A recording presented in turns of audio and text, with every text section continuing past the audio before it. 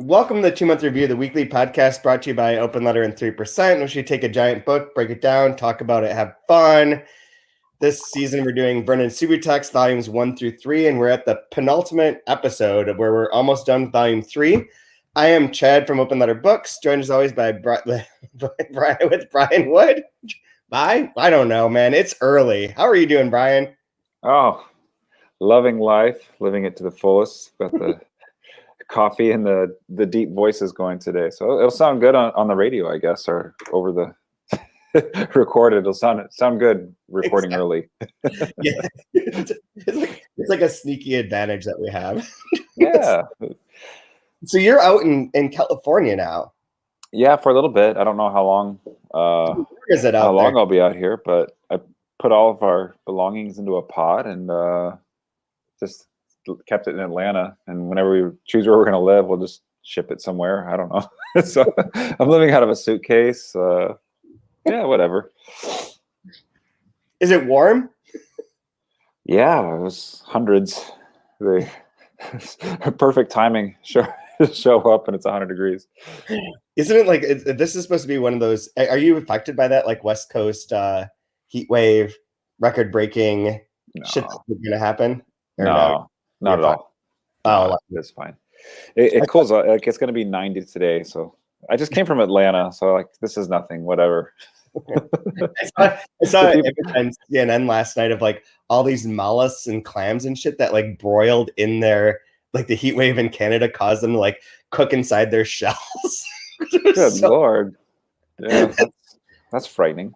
It's not apocalyptic at all. We had to go. This is a odd segue, but we had to see Chloe's play yesterday, the 25th annual Putnam Spelling County. Had to. I like not like we got to. I was excited to see. Yeah, I had to go watch my daughters play. I had to go watch my daughter. These plays are rough. This is like the most entertaining of the ones that she's done, and she was like, it was her best role that she's done, and the best acting by far. It was great, but play itself is a piece of shit. Like it's that's a famous one. It's been around for a long time, right? The Putnam Spelling Bee. Yeah, I don't know how long. It feels like it's from like the early 2000s because it's like a little twee and a little cynical in that way. Mm-hmm. Like it feels like a byproduct of like a Gawker writer. But it's the narrative arcs and stuff are garbage. Like they don't actually make much sense. And the play itself doesn't really work as a narrative, but whatever. But they had people from the audience go up there and participate at the beginning and participate in the play. But one of the things about that is that it's set up so that certain characters from the audience have to stay in the spelling bee until a certain beat so they can sing some dumb song or do some joke or whatever, right? And so like they automatically are there or they're kicked off automatically. Like it's not dependent upon them answering the questions right. So they asked the first guy, they asked him to spell dystopia. And their joke was he's like, use it in a sentence. And they're like, oh, when Paul thinks he lives in a dystopia, he calls his brother in Detroit. And so there's like they're like little one-liner things like that. The guy spelled dystopia dystopea, and they're like, that's correct. And then the next woman was this woman who was like clearly like a suburban. Spelled it like that's like a it's like a Greek stage name for a porn actress or something. Dystopia with an EA. Dystopia likes it. Oh, jeez. That is correct. You stay on, sir. What an idiot. This woman who's like clearly like a suburban, like anti-abortion advocate couldn't spell atheist. Misspelled atheist in like the craziest of ways. Oh man. I would have done the same thing though, because like get me off of this stage. We have a running joke that like Chloe, I kept thinking that she was in Anne Frank, and she wasn't. She was in Little Shop of Horrors. So I did like a mashup of Anne Frank and Little Shop of Horrors, like joke. Oh dear, yeah. It's really inappropriate. Probably getting canceled. Chloe was really not happy about it. She thinks it's super annoying. Every time I'm like, let's go see the play. I was like, where's Anne Frank? When's Anne Frank coming out here? So if I got on stage to do the spelling, I was just going, they'd be like atheist. I'd be like ANNE. Oh dear, yeah. Jeez. It's early. I don't know what's worse, the systematic destruction of our people, or being stuck in this room with you guys. I'm out of here. Like this. Talk about hating your family. Good Lord. Oh my God. Oh, so what do you think of this section, man? We're almost at the end. Well, like our mood today, a little dark, a little rough, a little dark, a little rough. It's all death and destruction and racism and rape and I forgot just what we need on a Sunday morning. Should have a croissant with me or something. Oh my God. I did find it interesting. Oh, I'm sorry. Go ahead. I didn't remember this part very clearly either. Yeah. Well, I read part of last week's with this one as well, so the two are kind of blended together. I read like 150 pages. That's in my brain right now for the next 10 minutes. I'll remember it. I'm a goldfish up here, so doing my best. But I like the way she kind of keeps kind of rehashing out these. It's almost like time is being kept by either a terrorist attack or a singer dying. Yeah. Oh yeah. Yeah. David Bowie one. Yeah, because there's Bowie. They talk about Lemmy. Lemmy dying, and then there's the remembrance of like somebody has a flashback talking about Charlie Hebdo, and then the latest attack. Now I'm trying to. I didn't look it up, but was that the attack? The one in this, is that the attack that was at the concert? Yeah, the Bataclan. Yeah, because that was with Eagles of Metal, I think they're called, or Metal or something like that. Something. Yeah. Okay. Yep. It was that one, and we read the Wikipedia thing last week on the podcast, and like, it's way more crazy than I remember it being. Oh, it was bad. It was really bad. Real bad. But like, yeah, I remembered it happening. I remember like talking to people and all that, but like reading it again, it's like, Jesus, people were like strapped with like suicide vests and like just shooting people and then killing themselves. So like it was just terrifying. Really intense. Yeah. And I had this terrible crass. I remember reading it late at night. I was at Rochester, it's cold and whatever. And I remember late at night reading that when it had happened, and I had this like first crass thought was like, oh man, I was just really getting into Queens of the Stone Age again. And I was like, oh, I know that singer and songwriter plays with them sometimes. Like, oh, I hope they didn't kill him. That'd suck. And then I was like, oh wait, there's like dozens and dozens of people dead. This is awful. Like, hold on a second. But oh yeah, that's brutal. You can answer the question from last week's episode then of like, where I asked like, what is the thing that terrifies you most? Would it be getting shot up in like one of those places? I think my daughter's going into the first grade, and so just how do I raise a woman with where we're going? I that's probably the fear of every parent, like it's nothing new, but it's just, I don't know. There's a lot of, especially with this section, there's a lot of damage to the to the female body in this one, and it's like, oh, good, I think what I'm scared of most is I want my daughter to be strong and independent and powerful and not get raped and murdered, basically. And there's nothing I can do to prevent that. So that's probably my fear. Talked about like having your house broken into and someone just being like beating the shit out of you while you're in your bed. Yeah, I don't care about that. Whatever, it happens. It happens. It's okay. It's okay. Mine is sending my daughter to college and having to be around college boys. That's what, dude. That's the real evil. You've got like 12 years. That happens to me next year, literally. I hear Krav Maga. They talk about Krav Maga in here. That it's the way. The Israeli martial art of hitting you in the balls. Basically, it's Krav Maga. You go from white belt to black belt as soon as you know how to hit somebody in the nuts. That's what you need to do, man. Do what you need to do. So this section does start like the one. So I know you had like more of the parts. The first part of this for this week's reading section is Aisha's situation, which is also like complicated and like is one of these instances too where we talked about this early on. It was in this book, right? Or it might have been with JR, but where the consequences are reversed. Like the fact that Hyena picks her up at the end of that episode, we find out why she's picking her up after that. So this like the actions are reversed in the sense, or like the cause and effect. But yeah, so Aisha like she's been living in Frankfurt, which I love that she makes Frankfurt like nobody wants to go here. This is like the publishing capital of like, you know, Party Central. Like everyone's like, Frankfurt, motherfucker, go to the Frankfurter Hof and like lose your shit, pay $40 for a beer, do some coke off of someone's ass, and like let's do this. Let's rock and roll. Publishing is badass. And it's so dumb because Frankfurt's so fucking gross.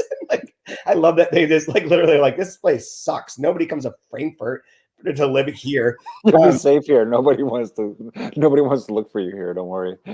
Nobody wants to go to Frankfurt. And so she ends up in like a morally poor position with the guy. So she's an au pair for a Muslim family, all good. The guy like starts drinking again, comes on to her. They fuck a bunch of times in his car. She likes it. Then she finds out that from his wife that he's been having an affair with like a different woman, a different French woman for a long time. And that's how she had run into him. And that everything that she thought was going on with them wasn't actually that special.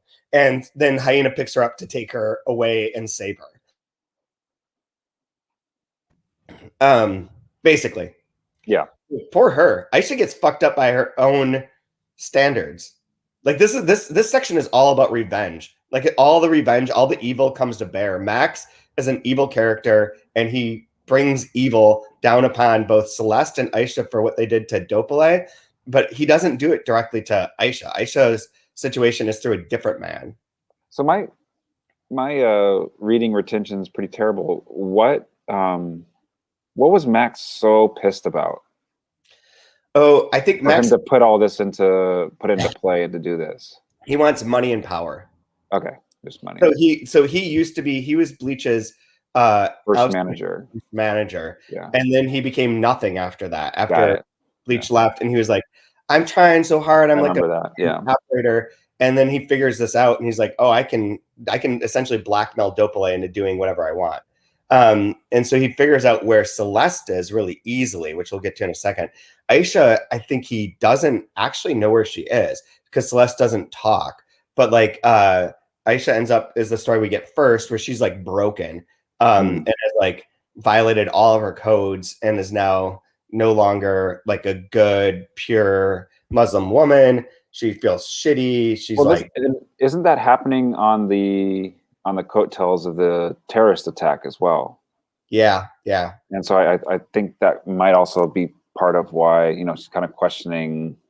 I mean, she's still obviously super loyal to her, to like feeling all torn up about it. But I'm wondering if seeing the extreme of what she's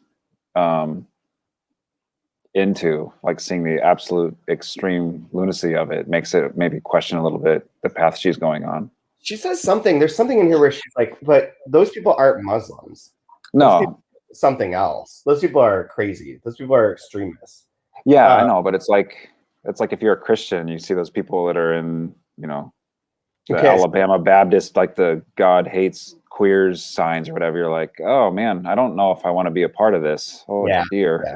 Like those people aren't Christians. Like, yeah, but you know, but they are of the Christian faith, right? Right. It's that same idea. Like, oh man, I don't know. Or, you know, like if you go to a Limp Bizkit concert and you're like, oh, I don't know if I want to be part of this new metal anymore. I'm out of here.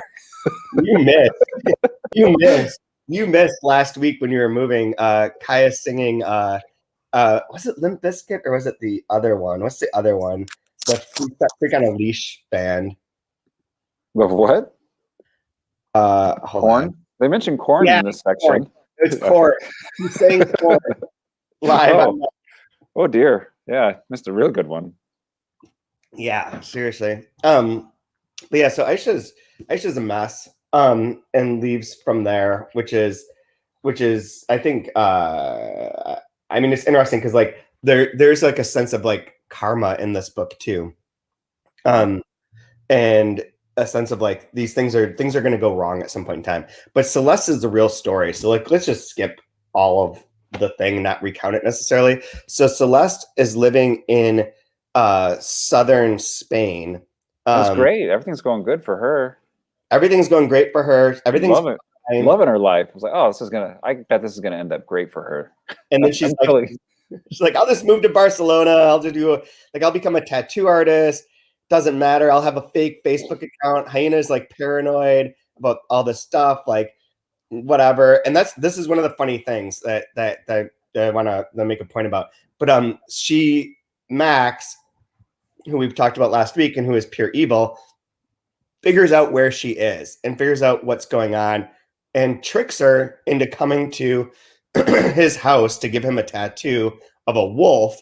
And he has like two mafioso Hell's Angels there. Hell's Angels, yeah. Talking shit out of her and rape her and destroy her and just like pummel the shit out of her. And like literally they're going to kill her and dump her body as like overdose her and dump her body. But the one guy doesn't do it. As we find out at the end that she lives because he doesn't do it. He wants to keep coming back and raping her essentially. And so that's horrible. So like, but one of the things that's like part of like, we can talk all about that in a second, but the one thing that Hyena says, I think it's maybe twice in here, maybe it's only once, but that she's like says to Aisha, she's like, oh yeah, you're the one who follows the rules. Like you never told anyone, you never did anything to like give yourself away. That's why you were like safe, but you weren't safe from this guy still fucking up your life. Yep. You've in some ways like going along with it, but not. I mean, it's weird. Like the ends up in being one of those like victim situations where like that guy like totally manipulated the shit out of her, and she's like not really to blame for it, but she also like was very. I mean, she did go to his car many times, but then Celeste is the one who like violates all those rules. And because she violates the rules, because she goes online, because she does those things, she gets caught and gets destroyed. But like men are everywhere fucking up these women, whether they do something or not. It's funny. Well, I shouldn't say it's funny after you just said that. I find it interesting that they'd mentioned a couple times Game of Thrones in these books. And it's told in a similar way to the, from the little bit I read of the first book, Game of Thrones, that episodic with different characters all living in the same world. But and Frost Giant, right? And the Ice Wall, yeah, it's all there too. Hold on, sorry, the sun's following me here. But from what I watched the HBO series, and before it got really bad, I found it interesting that there's always consequences, whether you're good or whether you're bad. There's huge consequences to like any choice you make, and there's always like a little bit of like karma. Like if you say the wrong thing, if you do the wrong thing, doesn't matter how good you are, like you're gonna get destroyed.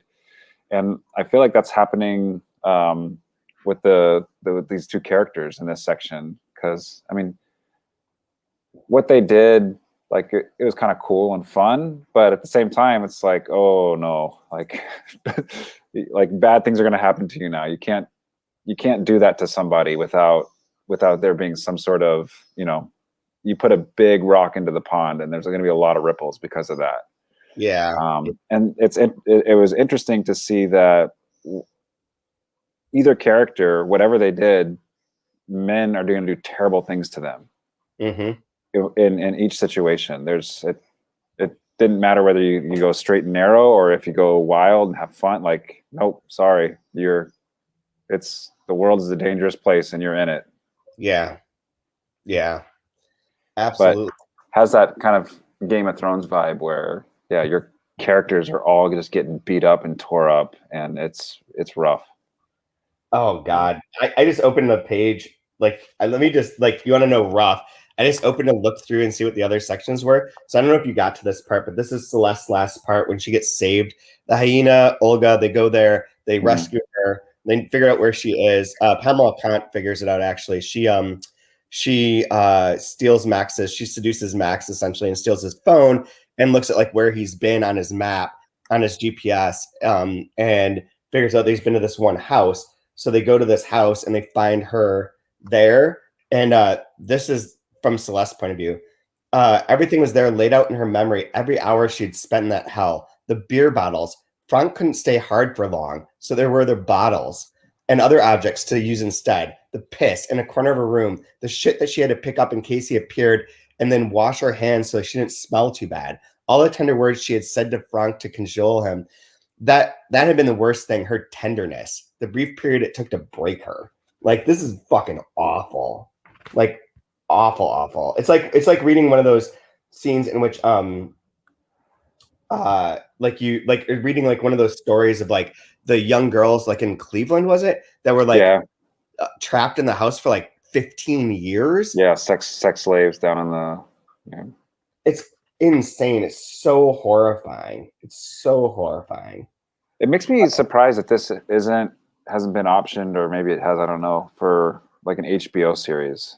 I mean, there's the one that's on Canal Plus that that Kate watched all of. But I'm surprised there isn't like an English version for HBO, because it has everything HBO wants. Like you've got like people beating up women and a bunch of rape. Like that's right up HBO's alley. And like strong lesbian characters. Yeah, and then a bunch of drugs and death. It's like, oh, music should be an HBO series. It really should. It really should. But I bet the rights are just controlled by France. Probably. They're like, we want to have our own thing, man. We don't get shit. We're French. Yeah, so there's also Max's, one of the things that's interesting in this section too, is that Max has like, you know, plus and minus side. Like he's an awful person. He's the evilest. He's the most evil character. And at the same time, he's like, oh shit, I did not expect this. And he's like, even like when Dopele, but like they beat the fuck out of her, and he's like, Dopele's gonna come, and Dopele's gonna be like, this is horrible. Like this wasn't what we agreed to. We agreed that you would kidnap her and hold her hostage and get her to talk, not like fucking basically murder this woman. And Max is like, oh shit, he's gonna be pissed. And Dopele comes and looks and like smirks at it and is like, this is okay. And Max is like, oh shit, like this is way further than I thought anything would end up going. I should have known better than to involve these Hell's Angels people. But like that, so he's like, so even his morality or his sense of things is like a little bit, she has that detail where he's not just pure evil. He also is like, this is a mistake. Yeah, that's that character we all know, right? Like, we were just supposed to scare them, and like somebody ends up shooting him in the robbery or something. This isn't supposed to go down like this. It's that it's that cliche villain that's doesn't want to go full evil, and then like gets into it and is like, okay, I guess I'm full evil now. I don't really like this. Yeah. Oh, that's a lot more than I expected. I guess we're killing the store clerks now. I thought we were just going to scare them. Uh-oh. We want full purge. Oh my God, we want full purge. Yeah. Full purge.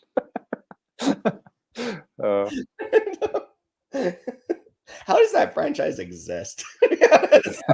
Good question. The Forever Purge is a new movie within it. I don't know. It's a new world. Richard Branson's going to space today, so whatever. Yeah, he's fine. Like right now, he's probably in space right about now. He's amazing. I'm so happy for him. I fucking hate that. I fucking hate every billionaire going to space fucking straight away. No question. Like not in an articulate, like philosophical way. I just fucking hate it.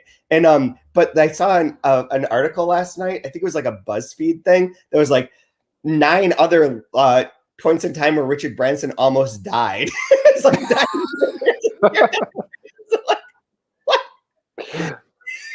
it's gonna get him one day. It'll get him. Give it time. Give it time. It'll get him. Oh my God. When I used to work at the bookstore, his book was like one of the big best-selling books of like bit for business people. Was it called like Dare to Dream or something? It's something like that. Yeah.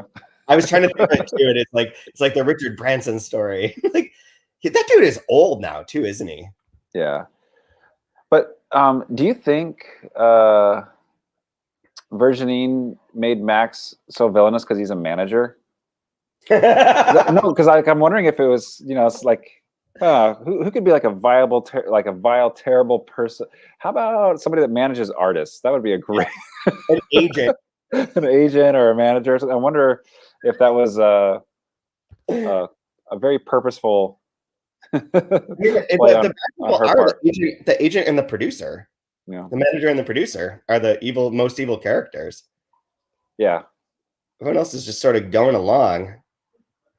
Man, well, I mean that, and then obviously like somebody like Xavier with like the failed artist. Yeah, if you could call him failed. I mean, yeah, had some success, but like, yeah, somebody that's a scorned artist could be pretty evil or be in a dark place. Yeah. So, oh shoot, I do remember what I was going to ask you about, or mention. Oh, this is like still her section. One thing with Max that's funny is that he does have the right answer to Dopale on how to deal with this situation. He's like, you don't have to get revenge. You can just give them money. Like, why don't you sponsor the convergences and like be the one that like pays for things and takes it over, and like it doesn't take much. Give Javier like a film to make, and like he will be in your pocket. Like, you don't need to like do that bad thing. You could just like give them money, use your power, and like they'll be on your side, and they will never be against you again. Like that, it's that easy.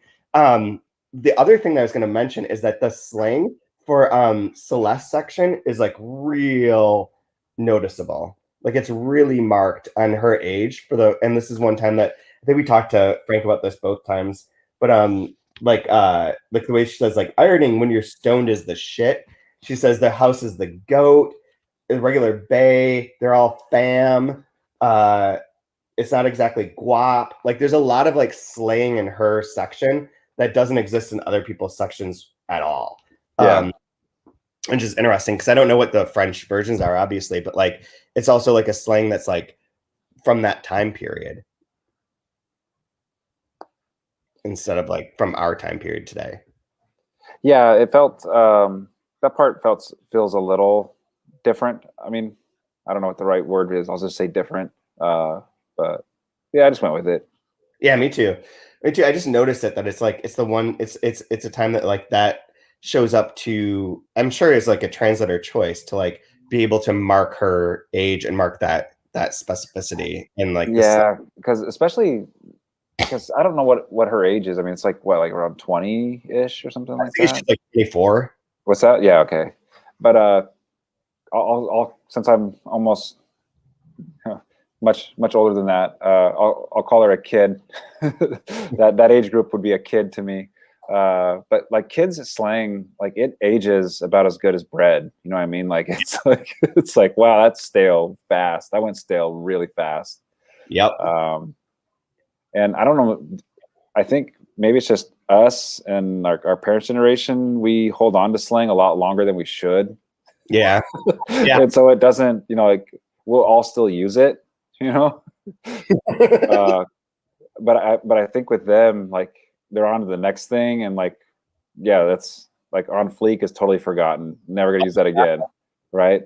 Never gonna use that again, or whatever.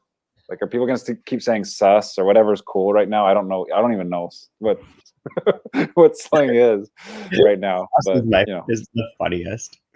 I still say like dope and rad. Like I'm not. Yeah, exactly. Yeah. Yeah. I said gnarly the other day. I actually didn't mean it. I didn't mean it like gnarly. I meant it like literally like gnarled. But like as soon as I said it, I was like, oh God. That's a weird one. That's very dated. Yeah, use gnarly in a sentence. Go ahead. How would you? I said the stick was very gnarly. Oh, okay. Right on, bro. Like that's no good. Did you see Conor McGregor break his ankle? It was pretty gnarly. No, I mean like his foot was gnarled, not that it was not that it was rough to look at, which it was. That was gnarly too. But I only read about it this morning on ESPN. It's like, oh yeah, there's people that look like parentheses were fighting last night. Wait, people that look like parentheses? What does that mean? Like they're all they're like apex predators. They're like the body type of MMA people are like curved. They're like they have their claws out and they're like stomachs are really tight and they're like walk funny. They like look like a parenthesis to me. I like it. And then you add cauliflower ear and the cauliflower ear, that beat up brow ridge with all the scar tissue that makes him look like a Neanderthal. Like it's like, yeah, all right, I got you. That's a real sport. Yeah. There's Sharon Rhodes. Her husband is very, very invested in watching YouTube videos of competitive eaters and refers to them as athletes. Okay. Hey, Joey Chestnut's in San Jose right now, so he's the. Well, there's the controversy. As long as Kobayashi's not in it, it's not a real competition. But Ooh, deep dive. Oh yeah, look out. 76. But, yeah. So how do you feel though with the direction of Volume 3? With now that we're seeing kind of the braids getting tied up and everything. I feel like bad shit's gonna happen. Mm-hmm. I don't think these people succeed. But as far as like the trajectory of the trilogy, where are you at with book 3 when you place it next to 1 and 2? I think I like the third one the best. The third one's your favorite so far? Yeah. I think that it is because like the first one, I like the setup. I like getting to know the characters. It's funny. It's interesting. The second one moves a lot of pieces around and has like a lot. And this one is like the ramifications and everything. Okay. Like everything like I like that the beginning they have this like that Gen X utopia of sorts, which I think is fun and like wonderful. And I like to believe in. And then like seeing that just crumble through like money and structures and power and like power on this one, right? Death of the dream, death of the dream, and then like the pure evil of like the patriarchy and money and power and men. All fucking yeah. Yep, you're like money, power, patriarchy, the death of the dream. I identify with these things. I understand when you lose hope. I get these things. Wow, this is something beautiful and wonderful, and it's all getting ruined and destroyed and lit on fire, and everyone's dying. I identify with this. This sounds like life. This is like life. This is like I've been reading. I mentioned this I think I mentioned on the podcast, or I did to you separately, but I've been reading all these like Sarah Moss books, this Scottish writer, and one of the things I really like is that her plots, like they don't really resolve. There's not like a big activity. There's not a thing. They're just like people. And they end with them just essentially being like, well, here we are. Like, this is the end. Like, it's not really like a grand statement. I like that. And I feel like, I don't know because I don't read a lot of like mainstream typical books, but I feel like most of the time I watch like movies or do come across something, there's like a resolution. There's like a denouncement that like leads to like a happy ending of sorts. And I feel like this doesn't have a happy ending. And that makes it much more appealing to me that these people aren't like overcoming something and winning. They're like, I mean, the thing that happens to Celeste is so unnerving and so hard to read and so great. Yeah. It's gnarly, like, you could say. It's gnarly. Nothing good is coming to these people. Yeah. And that seems more realistic in a way. And I think that makes them more excited. The thing that pissed me off, I knew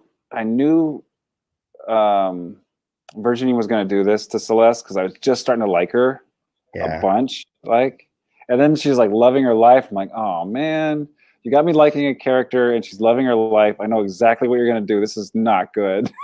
The second she's like, oh, I'm going to meet this guy and go to the tattoo, I was like, oh, that's not okay. Dude, it's a wolf. Don't do a wolf tattoo. Oh no. Yeah. Always a wolf. I think obviously I'll change my mind every 10 minutes. I think I like book 3. I like book 1 better than book 3. And I think for me, book 3 is very plot. It feels very plot heavy. Well, plot driven. It's not heavy, but plot driven. Which there's nothing wrong with a plot-driven book. I have no problem with that. I just really enjoyed, like, the space of book one and where there being more about characters. Obviously, we don't need to know much more about the character. We know them so well at this point. Now it's like what's happening to them. But I really enjoyed exploring and learning the characters and carving out the little backstories and the caves of each one in book one. It's just like such a joy. And this, obviously, I'm super invested and want to find out what happens. But I think I like that more than the plot aspects of it, or how the story that's less important to me than just like getting to walk around Paris and with these poor burnouts. There's such a thrill meeting each one of them. That's super fun. And I'm not saying I dislike 3. I'm just saying that each one has a different mode, and this one suits me a little less, I think, compared to the first one. But I might change my mind in the last 100 or 80 pages or however much we got left. Yeah, it's like we're right there. I think I get what you're saying too. I agree with that. But like there's something like fun about seeing these people again in a new situation in which things are not going well. Yeah, I mean, and obviously all books to some extent have characters and have plot. And sometimes I like more character driven. Sometimes I like more plot driven. I think with this story, I really like the characters so much. I don't really care if it's very plot driven or not. That's what I was going to say. First, in some ways, the difference between them is that Vernon's no longer the most important. He's not the MacGuffin or like the thing driving it. Like now we just have the characters' own consequences that were set up in book one. We got to know them because Vernon somehow touched each of these people. Yeah, I love book one where Vernon was the hub of the wheel. Yeah. Sort of like in Lost with that guy at the end. No, get out of here. I don't want to hear about your Lost stories. That or baseball. Kid. 33 home runs. My boy Shohei Ohtani is destroying it. I do like, though, that in these 3 books, there's nothing very David Lynchian about it, so we can't shoehorn anything Twin Peaks into this at all. So I appreciate that. There's not a very good way to reference Twin Peaks in this. I'm sure you could shoehorn it if you want, but no. I think the one that you could shoehorn in there is oh my god, what's the name of the? Can't even do it. The one that the one that's all about Wizard of Oz. I don't know. I haven't watched Twin Peaks since I was like 7. No, this isn't Twin Peaks. It's this other movie. Oh my god. Mulholland Drive. No. It's the most like it's not the straight story, but it's like relatively like. Oh, Dune. You're thinking of Dune. Dune, not Dune either. Why? I tried to rewatch. Have you watched David Lynch's Dune recently? No, like 100 years ago when it first came. It's an incredible mess. It's amazing. It's so bad. It's amazing. Oh, here we go. Director. Okay. No. Oh my god, I'm gonna kill myself when I think of this. It's with Wild at Heart. Wild at Heart. Have you seen Wild at Heart? I don't think I have. I'll check it out. Okay, Wild at Heart has what should we call it? Nicolas Cage and Laura Dern in it, and they like go on like a trip, and it essentially like ends up being like a Wizard of Oz. It's like a big love letter to Wizard of Oz and that structure of things. And so if you wanted to shoehorn David Lynch into this, I think that's the way, is that these people are on like a pathway to something, and like and you could really make an extended metaphor between Wizard of Oz and Vernon Subutex. That was an unnecessary amount of time to reference something that doesn't necessarily go with this. So well done. I could 100% write an academic article about the nature of Wizard of Oz and like the silver and gold economies that are thing and relate it to Vernon Subutex and get it in the shoes, the yellow brick road. Terrible. Yeah, the ruby slippers are actually like Aisha's headscarf. Sure. All All right, let's get to favorite lines and get out of here. Let's get the fuck out of here. Sunday morning. I'm gonna try to lighten things up and try to give just a little bit of levity for this heavy. It's on page 245. I guess I'll give the setup, but it says, another day, early afternoon, a sweltering heat, but a sky that is laden, overcast, lower than usual, making it difficult to breathe. Aisha was cleaning the living room windows and had decided this time they would be spotless. She had watched a number of YouTube tutorials because each time she cleaned the windows, she left streaks. I love the idea of watching a bunch of YouTube tutorials on how to clean windows. I love that too. I had two favorite. Shoot, where's the one? I can't find the one. This is also to lighten things up, but there's one that says something effective like, testosterone doesn't make you smarter. If it did, everyone would be using it. like people would fucking know. But the one that I like is and this is crazy because this is not in character. People want to be taken out of themselves. People want magic. They want to believe. They need to dance. That's my line for this week. Yeah, you should get that tattooed on your back. I should. Lower back. Actually, I just want to write just like down my arm. Yeah. So raise it up and like you can read it. Be like, people want to dance. People want to dance. I can just fucking go for it. Anything. I want to recommend something. So I read last night. Dan O'Brien, who's been on here, the host of Scarsdale, his play, most recent play. That's like a memoir for the stage. And this is fucking good. Like real good. So if anyone likes plays or likes Dan or wants to read something like this, it's quick. It's like it's a play, but it's super interesting. And it's odd. I wish I had read this before he was on for JR, because there is like an element that like loops in a JR aspect in this play specifically, but it's also unnerving because he was like, it's memoir like in the sense that he was cut off from his family when he was getting married. Like they wouldn't come to his wedding. They didn't speak to him again. They like disowned him at that point in time. And when he was like in his mid 30s, he's trying to figure out like what happened, like what went, why his family doesn't talk to him and like where they grew up. But there is like an element of JR in this that's would have been really interesting to be able to talk to him about. But I just found it in Chloe's bedroom last night. So it's like, I'll read it right now. See, sometimes it pays to go through your kids' stuff. Who knows what you'll find? Yeah, I know. Yeah, I was looking for something else. I scored a couple joints. I found an awesome memoir. Cool. That's why I was going to make a whole joke that like, I don't think I deserve to be on that. I think the Olympic Committee would ban me for using performance enhancing reading material. reading performance enhanced performance of reading, whatever. I was stoned when I read part of this, and that's bad. Yeah. Allowed.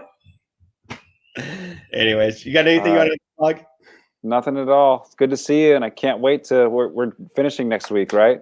Yeah, I gotta email you guys. Frank will be back on. I'm gonna be in transit, but we'll figure out how to do it. Awesome. Looking forward to it. It'll be super fun. We'll be on like 3 very different time zones. All righty. Fun. Take care, man. Bye-bye. Bye.